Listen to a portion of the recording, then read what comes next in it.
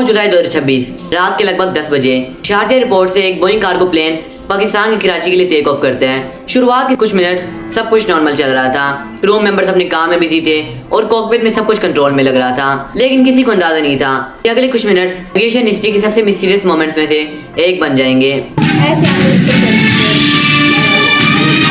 अचानक plane 5000 feet नीचे गिर जाते हैं। कॉकपिट में अलार्म बजने लग जाते हैं। हर कोई पैनिक करने लग जाते हैं। पायलट की कई कोशिशों के बाद प्लेन 6000 फीट ऊपर चले जाता है। एक पल के लिए लगता है कि शायद सब कुछ नॉर्मल हो गया है, लेकिन बस कुछ ही सेकंड्स बाद रडार स्क्रीन पर एक छोटा सा डॉट हमेशा के लिए गायब हो जाता है। ना कोई और रेडियो मैसेज, ना कोई इमरजेंसी कॉल, सिर्फ एक खामोशी। लेकिन सबसे बड़ा सवाल ये भी है, आखिर उस प्लेन के साथ हुआ क्या था?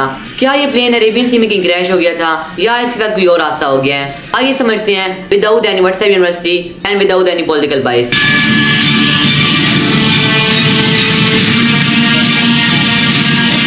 ये एयरक्राफ्ट K2 एयरवेज का 27 साल पुराना एक बोइंग 737-400 फ्रीटर था। ये पहले एक पैसेंजर प्लेन था, लेकिन बाद में इसे एक कार्गो प्लेन में कन्वर्ट कर दिया गया। 7 जुलाई की रात को ये प्लेन शारजा से कराची के लिए टेक ऑफ करता है। सब कुछ बिल्कुल नॉर्मल चल रहा था। प्लेन जब अरेबियन सी के ऊपर से कराची की तरफ बढ़ रहा था, उस टाइम कैप्टन रिजवान इदरीस ने एक इम्पोर्टेंट मैसेज दिया।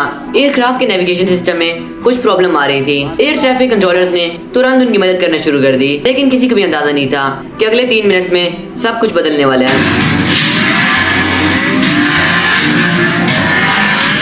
फ्लाइट ट्रैफिकिंग डेटा के मुताबिक प्लेन अचानक 5000 फीट नीचे गिर जाता है। फिर प्लेन अचानक 6000 फीट की ऊंचाई पर चढ़ जाता है। एक बार को सबको लगा कि शायद इमरजेंसी कंट्रोल में आ गई है, लेकिन फिर एयरक्राफ्ट ने एक और स्टीप डिसेंट लिया।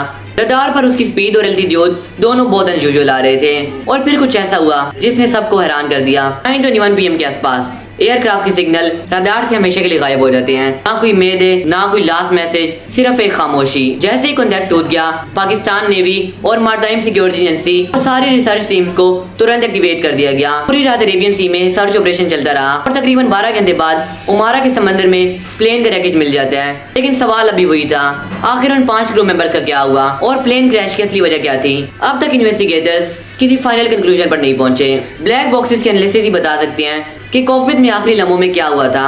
क्या ये सिर्फ एक नेविगेशन फेलियर था? क्या किसी और टेक्निकल प्रॉब्लम की वजह से प्लेन क्रैश हो गया? या फिर कहानी में अभी कोई मिसिंग पीस बाकी है? इस मिस्ट्री का जवाब सिर्फ इन्वेस्टिगेशन ही दे सकती है। तब तक पाकिस्तान के इस कार्गो प्लेन की कहानी सिर्फ एक राज ही रहेगी। इसके जवाब का इंतजार पूरी दुनिया कर रही है।